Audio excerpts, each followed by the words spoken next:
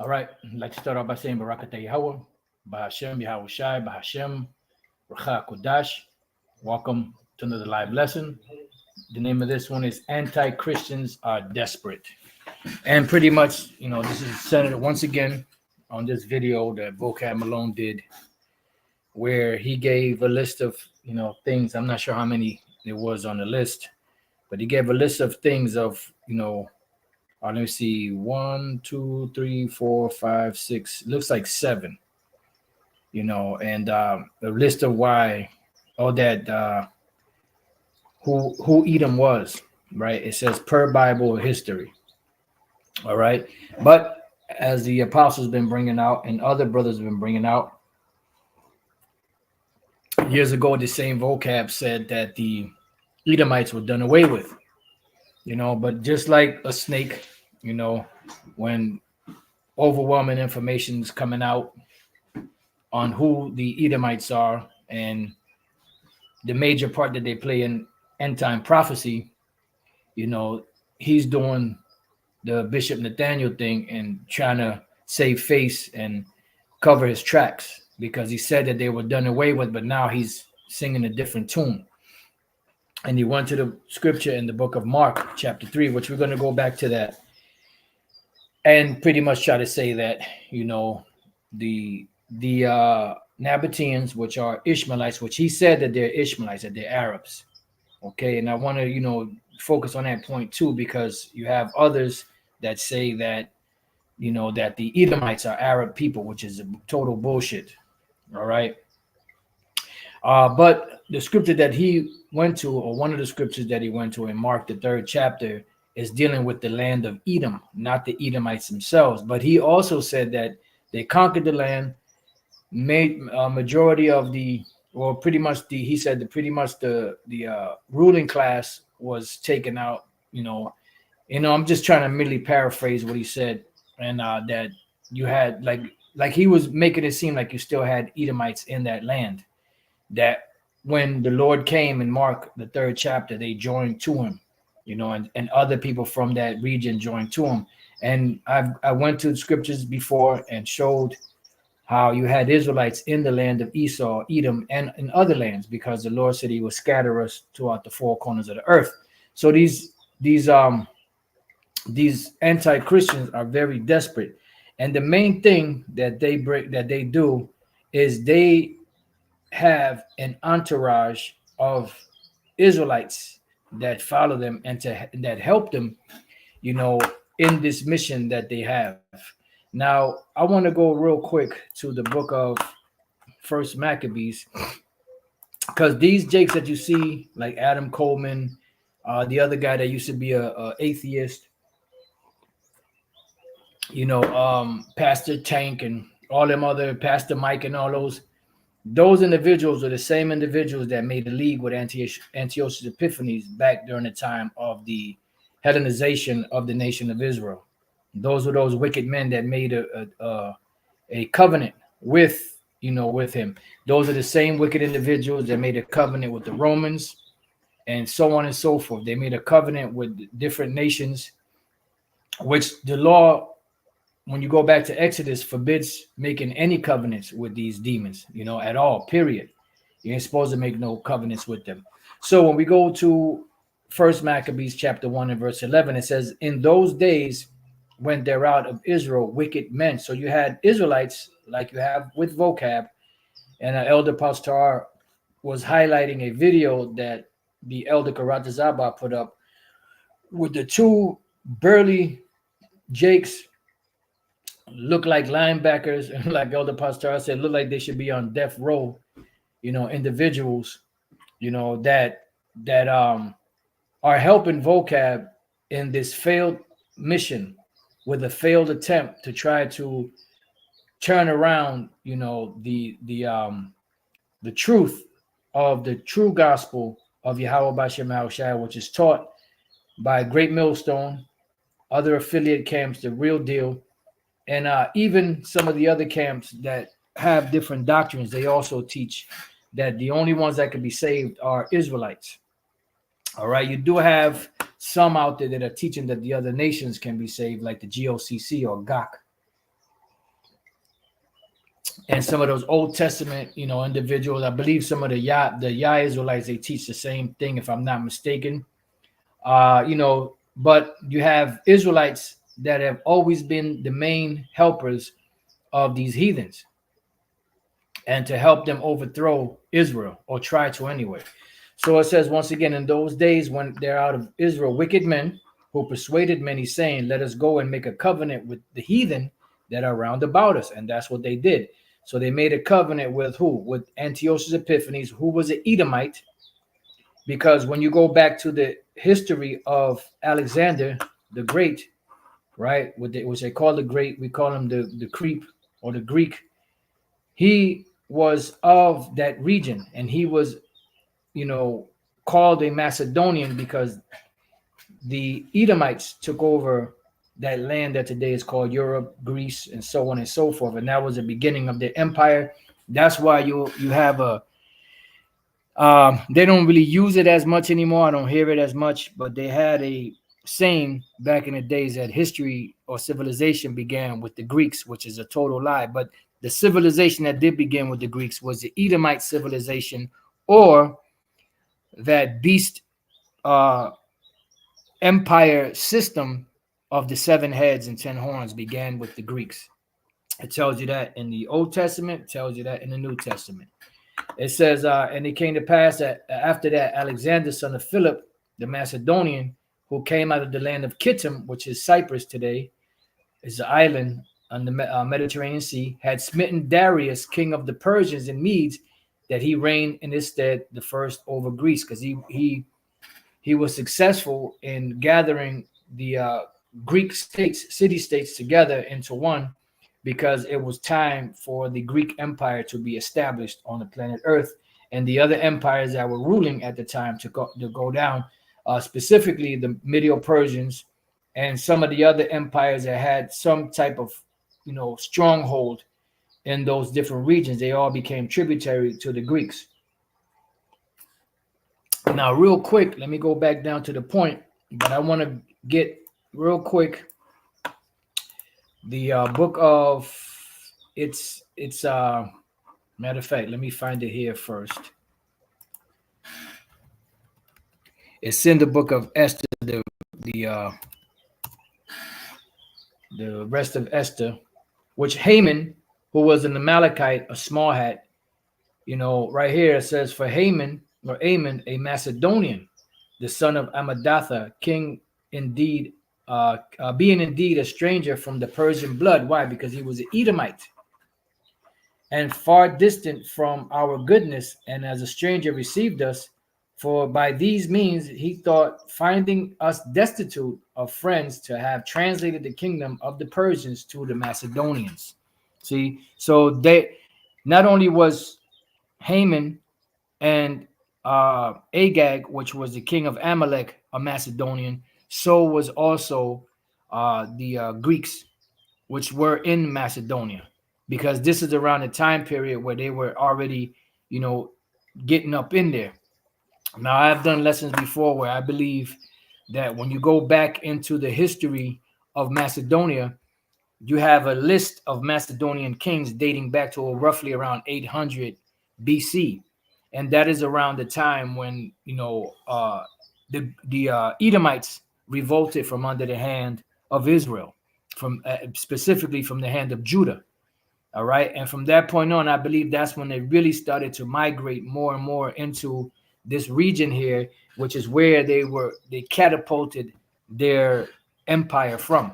Okay. That's just a belief of mine. I don't know if that's the case, or I don't know if later on down the line, as always, as Esau does, they assimilated themselves into that king line of Macedonia because they conquered it.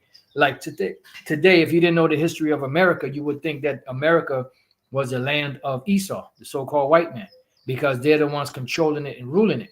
But if you don't know the history of how they got it, you wouldn't know that the original inhabitants of the land, of this land, were the so-called North American Indians, which are the tribe of Gad, so-called Seminole Indians, which is the tribe of Reuben, and the so-called Mexican Indians, which is the tribe of Issachar.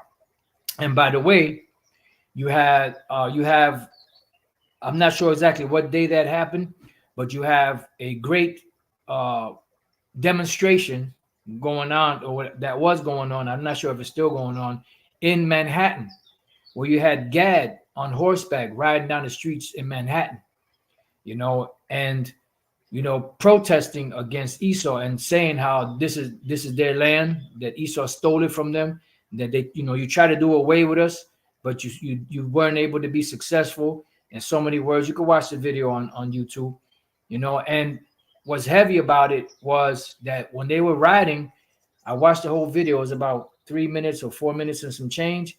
And as I'm watching the video, the main Gadite that was riding on a horse, there was few of them, they passed right by the old camp on 34th and 7th, because they were on 7th Ave. And I noticed, I said, oh shit, that's the Macy's building. And we used to speak on the corner. If you're facing him, if you were facing him, right, the Gadites, if you're facing the Gadites, it would be on the left side. There was a bank across the street from Macy's where we used to speak on 34th and 7th. And they passed right by there, protesting against Esau. And that was a main corner, a hot corner, going way back into the 80s, 90s, and beyond, where the word was being propagated on. I thought that was pretty heavy. So Haman, who was a Edomite, who was an Agagite, who is from the line of the Amalekites, who is a Macedonian, also this guy Alexander Epiphany. Alexander Epiphany. I got it. Antiochus Epiphanes on the brain. Alexander the Greek, or the so-called Great, he was also Macedonian. So those Macedonians were Edomites, and these Jakes that were wicked, they joined themselves unto these Macedonians or these Edomites, to push up their form of religion. Because one of the main things that they did, when we scroll down, we're going to jump back up to the 41st verse. It says, moreover, King Antiochus wrote to his whole kingdom that all should be one people, and everyone should leave his laws, which is what they're doing. So all the heathen agreed according to the commandments of the king, which are the nations. Yea, many also of the Israelites consented to his religion and sacrificed unto idols and profaned the Sabbath. So these Jakes that you see helping out vocab, these are the same individuals that forsook the law, statutes, and commandments and went with Antiochus Epiphanes to help push that Hellenization upon the rest of Israel, just like they're doing today. All right, something to consider.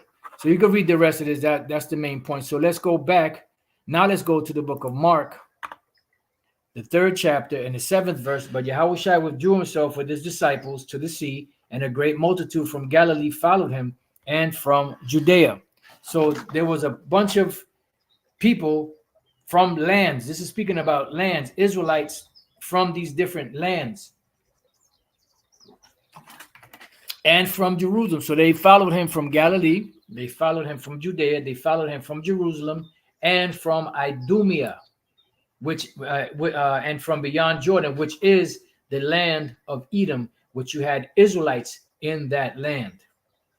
And I showed you a couple of precepts yesterday where you had Israelites that lived in that land. Okay. And you can read the rest of this, you get the main point. It says a great multitude. So he's saying, implying that you had people that were in Idumaea, Edomites included, that joined to the Lord. And that's not the case. This is speaking about the land, and it's speaking about the Israelite foreigners, because the Israelites are scattered throughout the 4 corners of the earth. And even when you go here to the blue letter and you go to the name Idumaea, it tells you that it's speaking about the land, because Idumaea is the Greek way of saying Edom. Edom was the name that was given to Esau. That's his name was changed from Esau to Edom, and the land there is called Edom after the Esau, Edom. Idumea, the name of a region between southern Palestine and the Arabian Petraea, inhabited by Edom or Esau, which is really Esau. His name was changed to Edom, and his posterity. So he was talking about that land. But by the time the Lord was on the scene, you had the Nabateans, which were Ishmaelites that conquered that land and moved the Edomites out. This is how Herod and the rest of them, ended up where they ended up. There was another point that just came to mind. Arabia portrayed inhabited by Edom or Esau and his posterity. All right, and this, I mean, it was something that I can't think of it right now. So this scripture here, Mark the 3rd chapter, is talking about the land of Idumaea. All right, and you had Israelites there. We showed you that before. So saying that this is talking about those people is like saying, like these so-called Christians try to use this scripture in Daniel's 11th chapter to say that Antiochus Epiphanes couldn't be an Edomite because he spared the Edomites. Right, so let's get some understanding in this scripture, Daniel 11:40. And at that time of the end, and at the time of the end, shall the king of the south push at him, which is one of the Ptolemies, and the king of the north, which was Antiochus Epiphanes, shall come against him like a whirlwind, with chariots and with horsemen, and with many ships, and he shall enter into the countries. So he was entering into countries. He was conquering countries, and he was allowing other countries not to be caught up, in that conquering at the time. And he shall overflow and pass over. He shall enter also into the glorious land, which is Israel, which he conquered, and many countries shall be what? Overthrown. Countries. So it's talking about countries. It's talking about lands.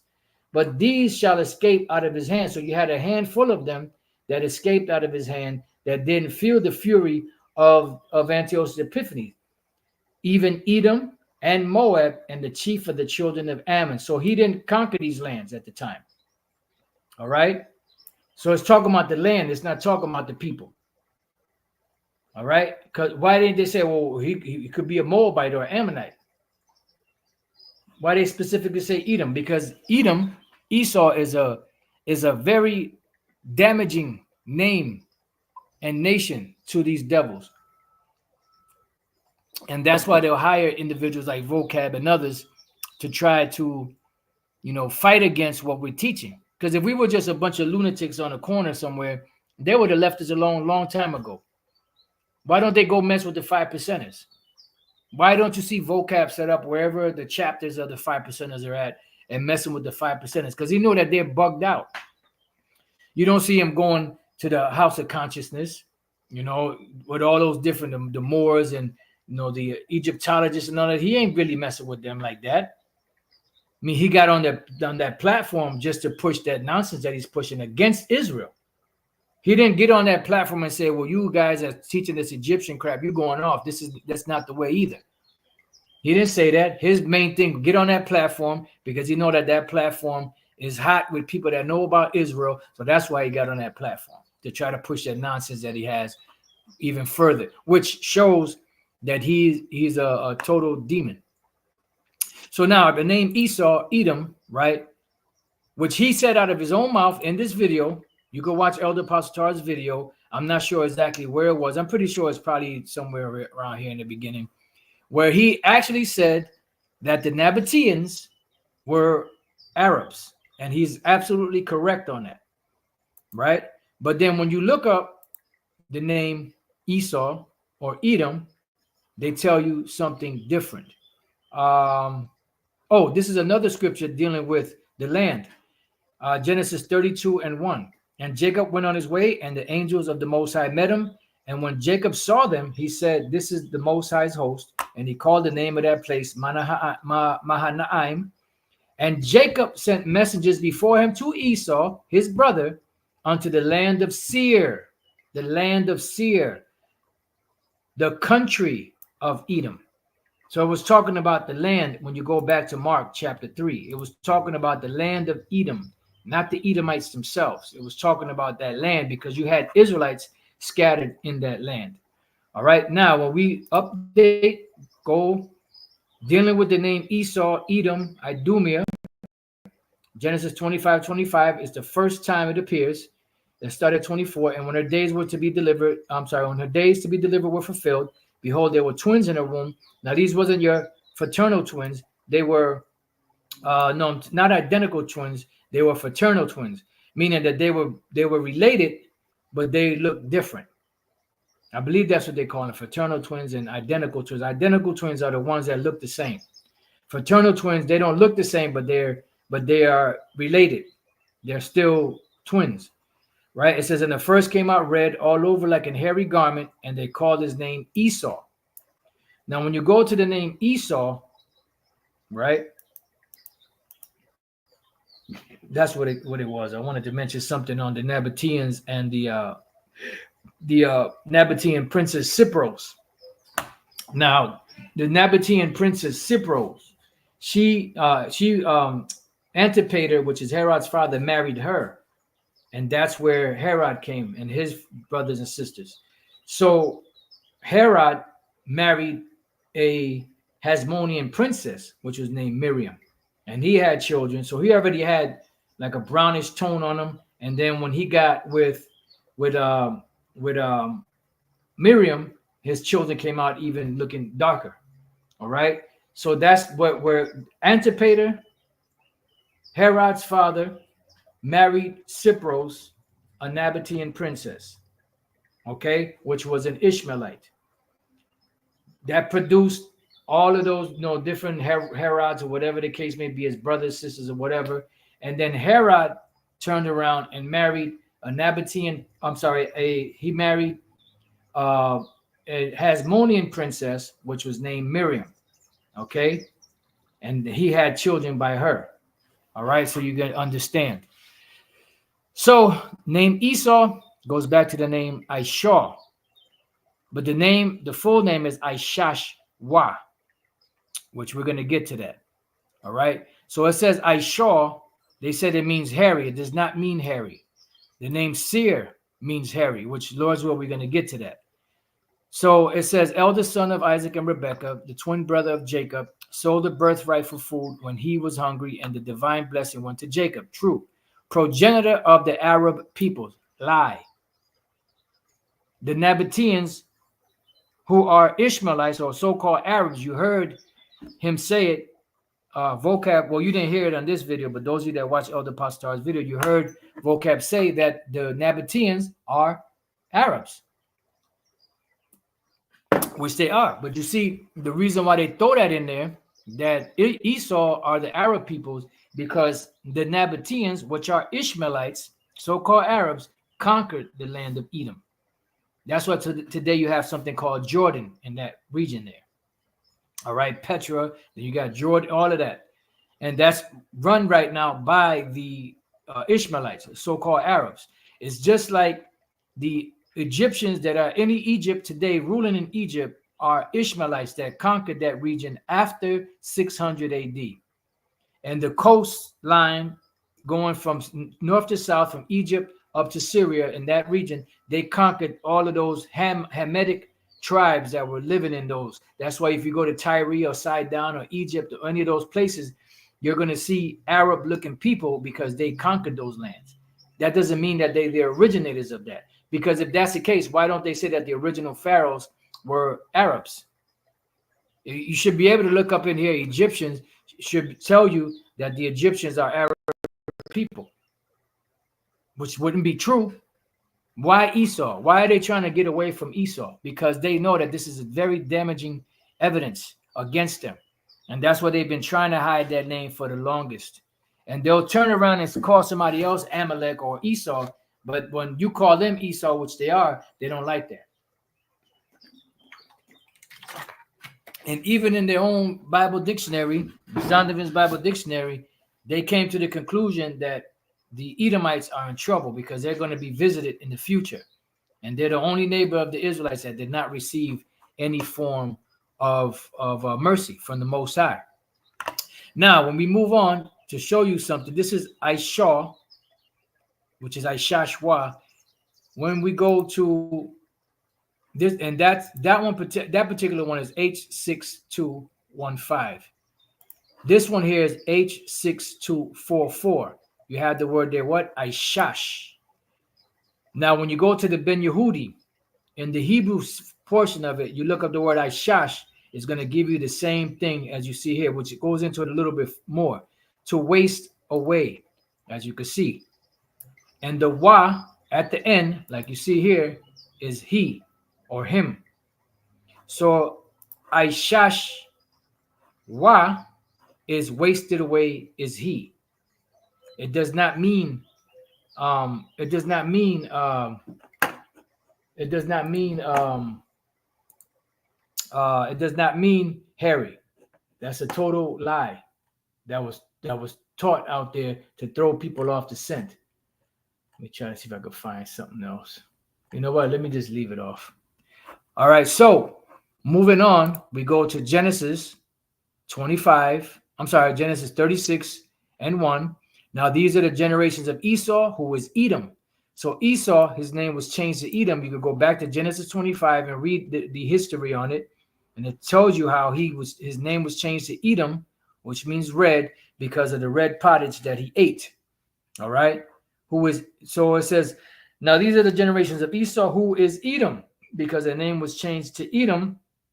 That's why the people or his descendants or his relatives, the ones that come out of his line are known as Edomites.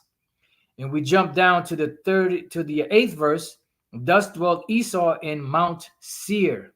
Okay, Esau is Edom. And when you look at the map, a world map, Mount Seir is down in the south, what they call the Negev. Negev or Negab is south. It means south. All right. And when you go to a map, let's see if we can pull up a map. Mount Seir map. Let's see what comes up. Let me Mount Seir map. Try to get a good, clear one. See how this is gonna do. Okay, we got a good one here. Let's see how this looks. Let me close this one out because Seir. As you can see, then this is a huge map. Okay, right there, it's in Spanish, Amalekitas, which is Amalekite. Now you had Amalekites among the Canaanites, the Hamites, which Abraham and them, had to fight against. But you also had Edomites that were known as Amalekites, okay, which came later during the time of Israel. All right, those other ones, those are ancient individuals that lived in those regions. All right, and they were the first inhabitants of Mount Seir. As you see right there, that's Mount Seir. All right, and Mount Seir, if you could look at it, it looks like a mountain, and that's Basra. That's a mountainous range that looks like a bunch of hair, and that's exactly what the term means. Seir, right? Let's go to it. Sha'ir,